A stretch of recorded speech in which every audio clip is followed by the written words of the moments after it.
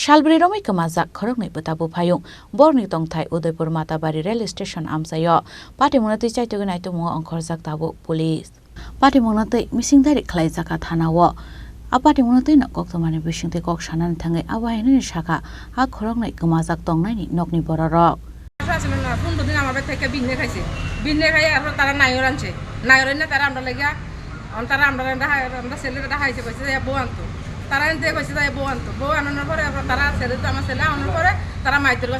যারা মারধর করছে বা আপনার যে ছেলে শ্বশুরবাড়ি তার নাম কি?